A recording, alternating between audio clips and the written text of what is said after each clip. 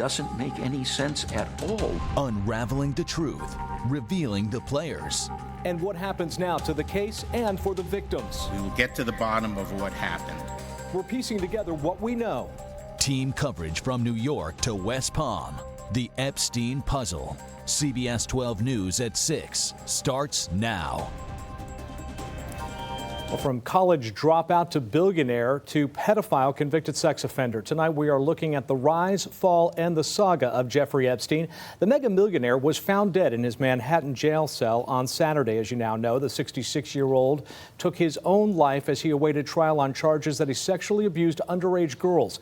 And while he awaits an autopsy results, we are getting breaking news now about what's next in this investigation. Tonight, live team coverage on who's under the microscope now and what Epstein's death means for the victims. We begin with Mola Lenghi. He's live in New York City outside Epstein's lower Manhattan jail cell with breaking details about Epstein's last moments on Saturday morning. And Mola, what can you tell us? Well, Jim, good evening. Yeah, we've got some new pictures coming up at 6:30 on CBS Evening News of Jeffrey Epstein being carted out of the Metropolitan Correctional Center here Saturday morning, the morning that he was found unresponsive in his cell. You'll see those pictures coming up.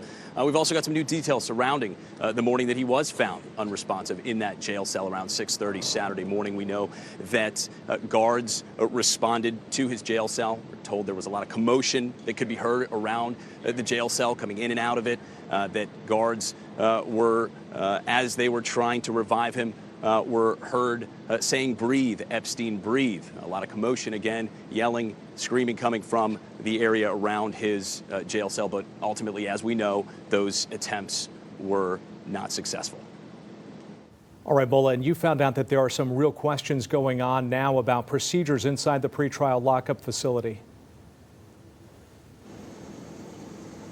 Yeah, a lot of questions about how Jeffrey Epstein was able to do this, pretty much. You know, questions that go all the way up to the Attorney General of the United States, who has said that he is appalled to have learned that this was able to happen. And you have to remember, Jim, this comes just 2 weeks, or almost 3 weeks now, after Epstein's failed attempted suicide. After which he was placed on suicide watch. So a lot of questions as to how he was able to do this. Of course, we have spoken to a representative of staff members here at the Metropolitan Correction Center who says that she is not surprised that this was able to happen. That for weeks, if not months, they have been trying to raise the red flag to supervisors, to managers, to tell them that the correctional facility here is understaffed, is overworked. She said that they're working 60-plus hours a week, that mandatory overtime is enforced here, and that she has been saying that a death of an inmate or perhaps even a staff member was inevitable working under these conditions. So lots of questions as to the conditions for staff, for inmates in the correctional center in here. And of course, as we know, the Justice Department has launched an investigation, a federal investigation into how this was able to happen and the conditions in there. What have you heard about how the state of Epstein's remains are being handled? Well, Jim, as we know right now, they are in the custody and the possession of the New York City chief medical examiner. An autopsy was performed this weekend. It was completed. Those results are still pending. The chief medical examiner says that they are still waiting on some more information, some more details, perhaps some toxicology results. Those often take weeks. They can be expedited, of course, but those often take a little bit longer than just a basic autopsy. So they are withholding the results until they gather some more information. We also know that Jeffrey Epstein's brother was the first one to identify him. He was tapped after the apparent suicide to identify the body in the hours after Epstein was found. As far as the federal investigation into this, the criminal case does not die with Jeffrey Epstein. Obviously, the criminal case specifically regarding Jeffrey Epstein will likely ultimately be dropped. You cannot prosecute someone who is not alive. But the U.S. Attorney's Office here in the Southern District of New York, as well as the Attorney General of the United States, William Barr, have insisted that anyone who may have participated, who may have helped Epstein carry out the alleged sex trafficking operation, any possible co-conspirators, they will still be investigated and they are still being pursued as we speak. All right, big thank you to Mola Langi, of course, with CBS Evening News. He'll have much more coming up on CBS News tonight at 6:30. Well, how did we get here so far? Well, after failing to finish college, Epstein, as it turns out, began his career as a high school math and physics teacher. He worked at a prestigious Dalton school in Manhattan in his early 20s. Then he moved into investment banking. It wasn't long before he started to own his own firm, and then in 2005, Epstein's lavish life took a turn. Palm Beach police began investigating him after several underage girls accused him of offering money for massages and then sex acts in 2008. Epstein struck a controversial so-called sweetheart deal, pleading guilty to state charges of prostitution and then serving just 13 months in jail. He also registered as a sex offender. Many called it a slap on the wrist. It was brokered by then U.S. Attorney and now former U.S. Labor Secretary Alex Acosta. Acosta's resigned from the Trump administration just last month over new questions about that 2008 deal that he gave Epstein. Well, the chips will likely continue to fall. In fact, Epstein's death may result in even more scrutiny for his inner circle. Some who have been implicated include Ghislaine Maxwell, a woman described by Epstein's ex-girlfriend and his assistant. CBS 12 breaking news anchor Thomas Forster continues our live coverage now with Who's Under the Microscope. Thomas? Yeah, Jim, Attorney General William Barr said today that the case will continue and warned that the department will get justice for the victims and everyone involved will be brought to justice. We will get to the bottom of what happened, and there will be accountability. Attorney General William Barr says Epstein's alleged co-conspirators should not rest easy. And according to newly unsealed documents, that could include Ghislaine Maxwell, a woman described as Jeffrey Epstein's ex-girlfriend and assistant. This case will continue on against anyone who was complicit with Epstein.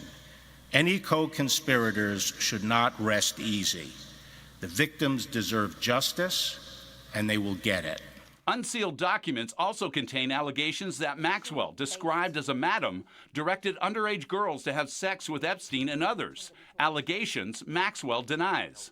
Local attorney Jack Scarola represents several alleged victims of Epstein. He says Epstein's highly scrutinized deal in 2008 here in Palm Beach County included immunity for Maxwell. When a non-prosecution agreement is entered into that grants immunity to Ghislaine Maxwell and other named and unnamed co-conspirators for unspecified crimes, that just doesn't make any sense at all. Another name surfacing is Britain's Prince Andrew, pictured here back in 2001 with Epstein's alleged victim Virginia Giuffre and Maxwell. The unsealed documents repeat allegations that Maxwell trafficked Giuffre to Prince Andrew, though that claim was previously dismissed by a judge here in the U.S. and struck from the record. At this time, neither Prince Andrew or Maxwell have been charged with any crime. Now, Jim, regarding allegations against Prince Andrew, Buckingham Palace said in a statement, quote, "Any suggestions of impropriety in underage minors is categorically untrue." Jim? For decades, Epstein constantly rubbed shoulders with the rich and powerful. President Donald Trump was friends with him in the 90s and early 2000s, but barred Epstein from Mar-a-Lago after he allegedly assaulted a girl. Epstein was also friends with former President Bill Clinton. In fact, the two took a lot of trips on Epstein's private plane, which Secret Service have logs of. And Victoria's Secret's parent company say they're investigating now the business relationship between its CEO, Les Wexner, and Epstein. The two were so close, the Wall Street Journal reports Epstein was even involved in the process of selecting some of the models for Victoria's Secret. And those aren't the only people implicated. Newly released court documents name a former governor, senator, and a model all entangled in his alleged sex ring. CBS 12's Chuck Weber continues our team coverage with plane logs and depositions. The documents just unsealed are from a case where a woman claims Jeffrey Epstein forced her to be a sex slave. But the appeals court today warning these allegations are not proven.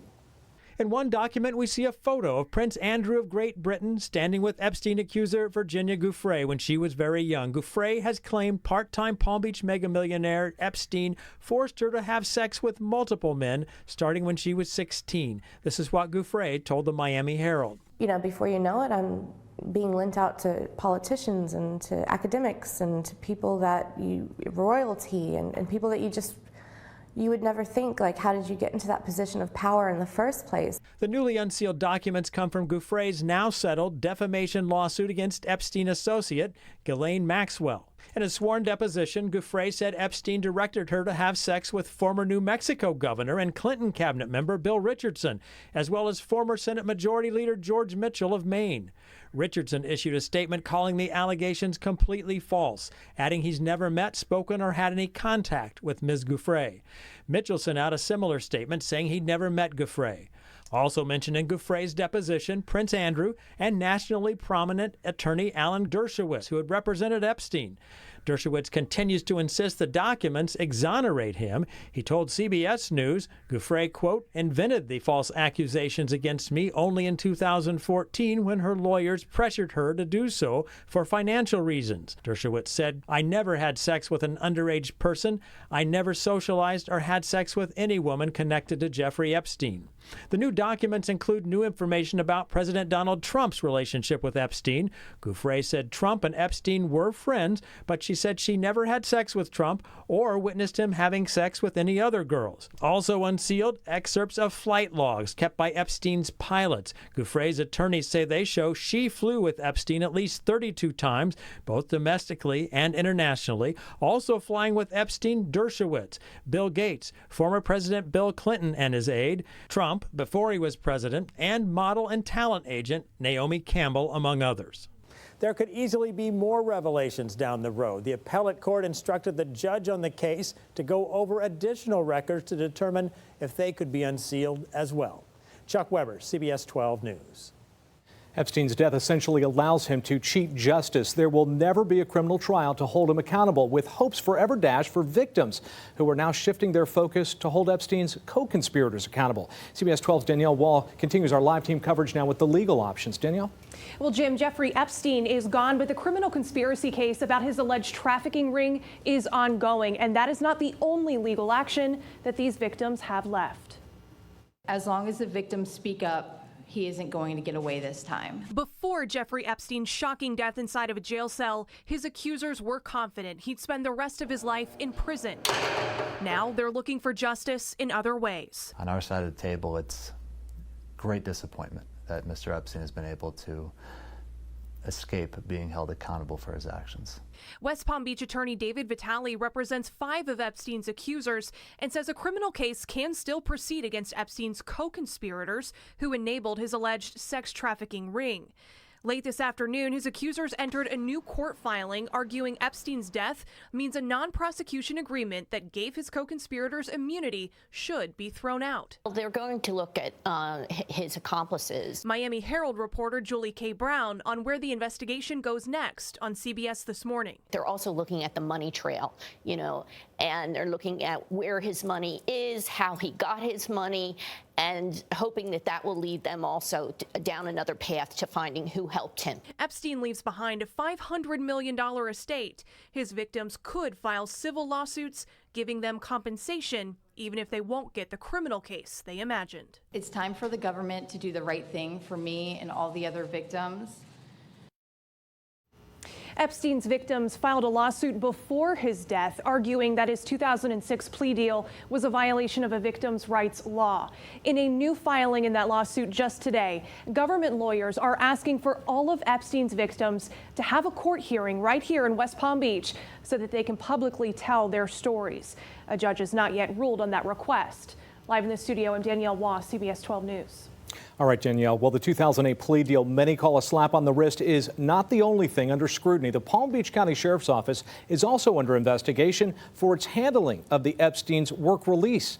CBS 12's Al Peffley continues our team coverage. He's live over at the Sheriff's Office now with where that investigation stands. Al? Jim, the Sheriff's Office is mostly tight-lipped about the scope of its internal investigation involving the time that Epstein spent on work release. But one thing is clear, they're facing additional scrutiny and some serious concerns. There's a lot of irregularities surrounding this. From the Florida governor, it's very clear that Mr. Epstein, this monster, really did not serve a day of any hard time. To a state senator, officials are raising questions about the 2008 plea deal and the work release arrangement that convicted sex offender and financier Jeffrey Epstein somehow got. While he was in custody, Epstein was housed in a private wing at the Palm Beach County Stockade. His sentence included work release for up to 12 hours a day, 6 days a week. A driver was allowed to pick up Epstein at the Stockade and take him to a downtown West Palm Beach office where Epstein was supposed to be working for his science foundation. But documents obtained by CBS 12 News showed deputies followed Epstein and his driver to Epstein's Palm Beach estate at least 9 times while he was on work release. You know, I want to hold as many people accountable as we can if they deserve it. And we tried to reach then State Attorney Barry Krischer. He lives in this gated community, and the guard told us Krischer's wife said not to let any reporters in. FDLE has launched a criminal investigation into PBSO and the 2008 plea agreement. The agency telling us today Epstein's death will not impact the investigation. Whatever FDLE uncovers, at some point, PBSO may have a lot of questions to answer. I couldn't be happier that we're going to look at the totality of what this is and ensure that things that happened here, these miscarriages of justice, never ever happen again. How was this able to happen in the way that it did, and just on so many different levels? And PBSO did not respond to our phone calls and an email seeking comment. Live near West Palm Beach, Al Peffley, CBS 12 News. Well, next at 6, continuing coverage of the Jeffrey Epstein puzzle, getting to the bottom of the mega millionaire's death inside a New York City jail. The calls for a new investigation and why his suicide does not mean case closed.